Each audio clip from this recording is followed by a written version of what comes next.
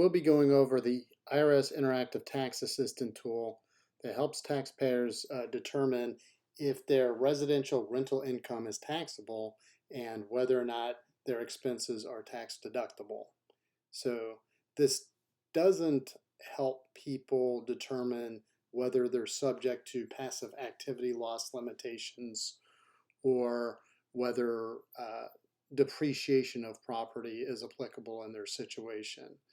You would need to uh, refer to IRS Publication 527, which covers residential rental property, and Schedule E, which is the supplemental and income loss for your tax return. I will put links to articles we've written about Schedule E and passive activity loss limitations in the show notes if you're interested. But for this walkthrough, you'll need the following information: the type of rental payment that you've received, the type of rental expenses that you've paid, and then the number of days that you've rented versus the number of personal use days, if that applies. Now, as with most tax assistant tools from the IRS, this is designed for U.S. citizens and resident aliens. If you're an international taxpayer, such as a non-resident or a dual status alien, you'll need to go to the international taxpayer section of the IRS website. According to the IRS website, this walkthrough should take about 15 minutes. We'll go over a couple of scenarios and see where we're at. Without further ado, let's begin.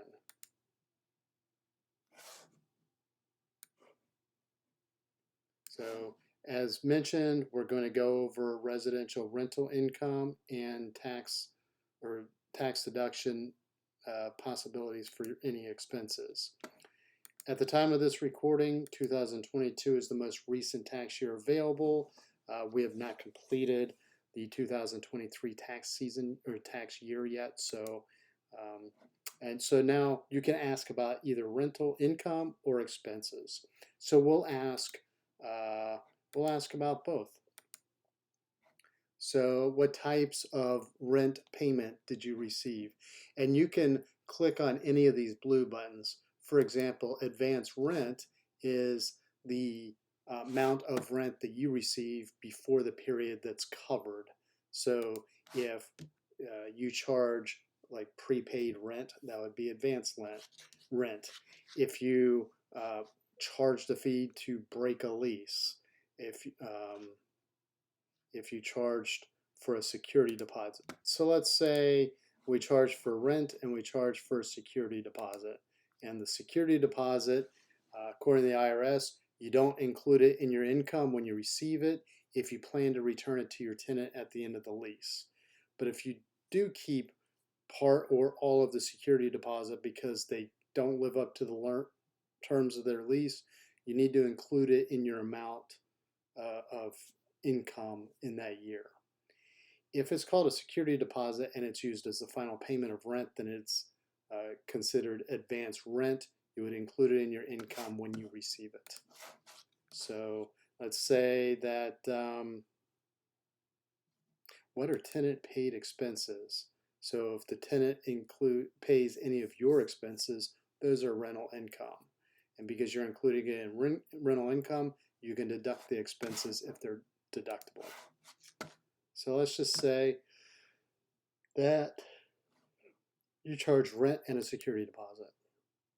Oh, so we automatically have to say no to everything else. So was there any use of the rental property that was considered personal use? We'll say no. We'll say that it was rented with the intent to profit all year. I am not a real estate dealer.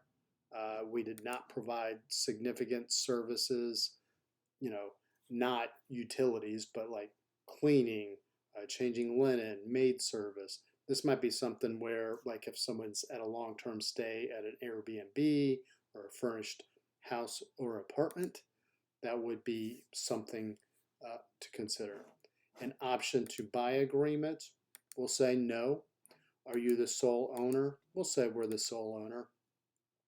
Was it ready and available for rent when the expenses were incurred? Yes. We'll say we had condo fees.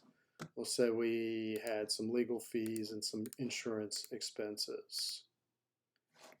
We had mortgage interest, no points, real estate taxes, and we had repairs. So we had tax prep, we traveled, uncollected rent, and then are the dues paid for all condo owners to a special corporation for common elements? We'll say yes. Were the rental insurance expenses ordinary and necessary? So the IRS decides that an ordinary expense is one that's common and accepted in your industry.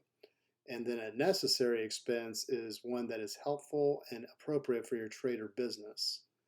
It doesn't have to be indispensable to be considered necessary.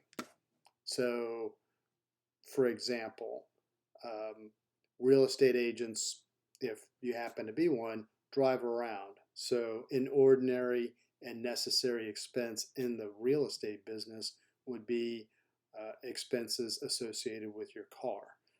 Real estate agent generally could write off a significant amount of car costs because the car would be an ordinary expense that's accepted in the industry, and it's a necessary expense because it's helpful and appropriate for the trade.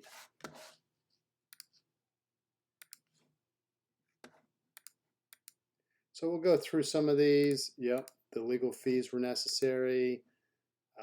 We incurred this.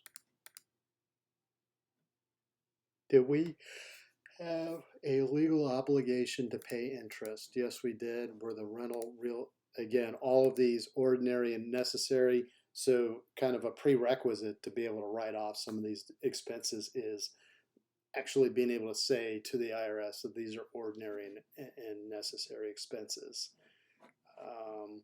Did the repair expense add to the value of the property or prolong its useful life? So this is a common mistake that a lot of people make. If you extend the property life or if you add to the value, then it's not a repair. It's actually an improvement, and instead of being deductible on an annual basis, it would actually be considered an increase to your basis. For example, if you had your air conditioning repaired as part of the twice a year maintenance cycle, that would be a repair expense. It's not expected to add to the value of your house, and it's not prolonging the air conditioner's useful life. It's a necessary expense. If you replace your air conditioner, then you now are adding to the value of the property. So we'll say no, it wasn't. We did not include our own labor. We did pay a real estate tax. Local benefit taxes would be for streets, sidewalks, like common use, sewer lines, public parking. You can't use that as a tax deduction, but you can deduct real estate tax, I believe.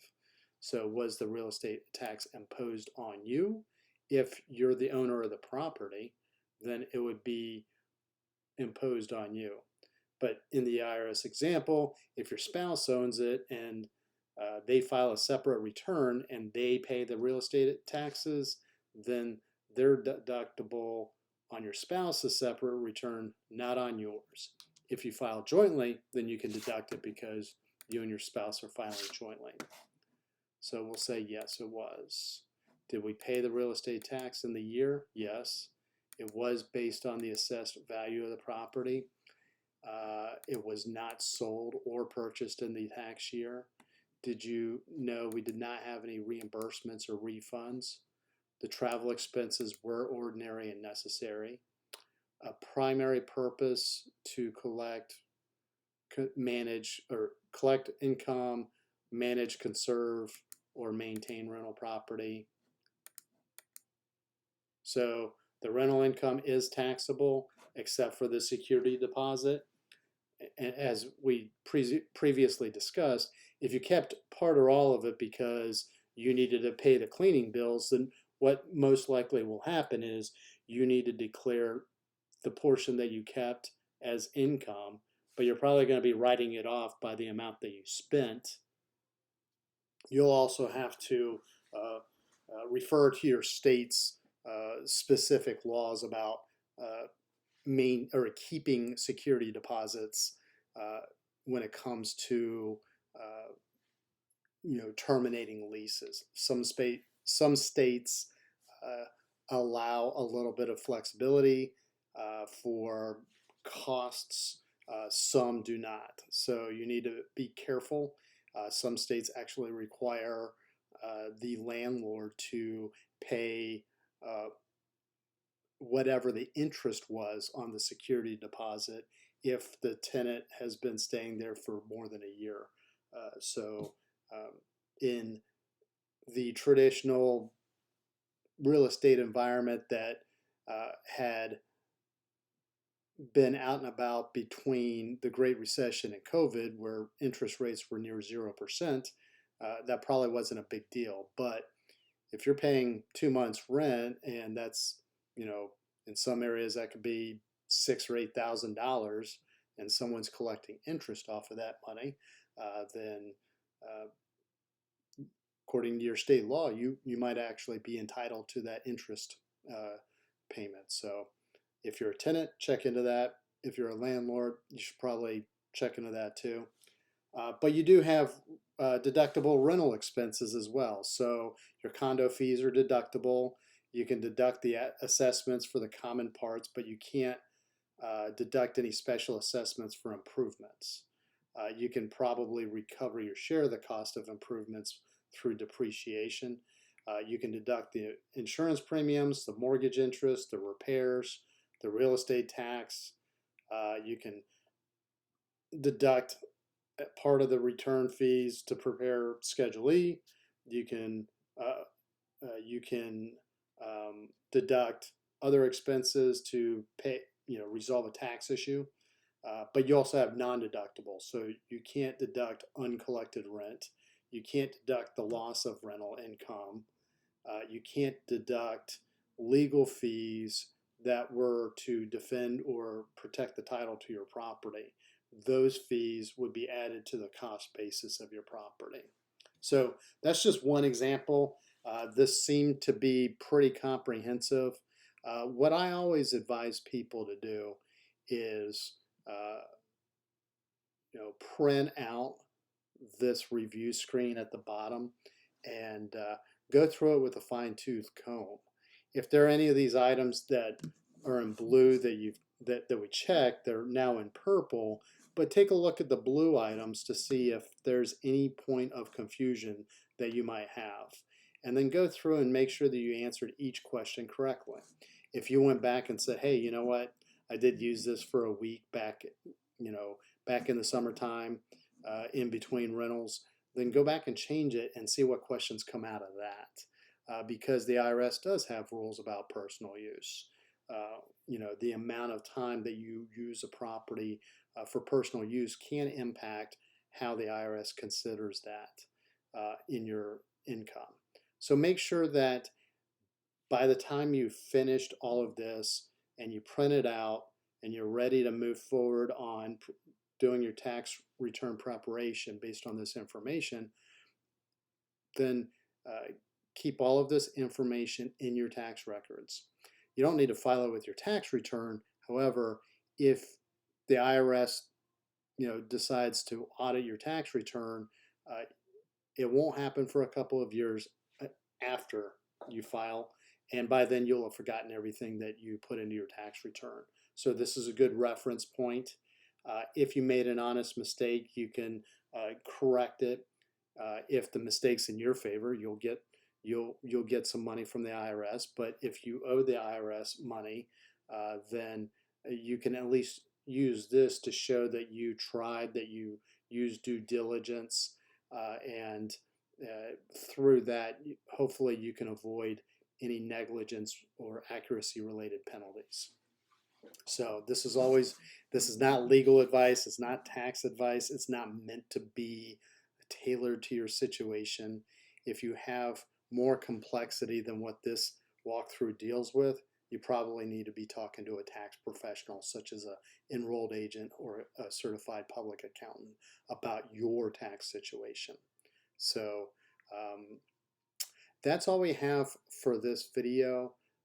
We'll put links in the show notes to some of the articles that we've written on tax forms and topics that are mentioned in this video. So if you do like our articles, please subscribe to our newsletter. If you like our YouTube videos, please subscribe to our YouTube channel. And if you have any questions or comments, or if there's anything that you are interested in learning more about, please hit us up in the show notes in the comment section. I'm always looking for things to, topics to make videos about, so hit me up. Thank you very much and have a great day.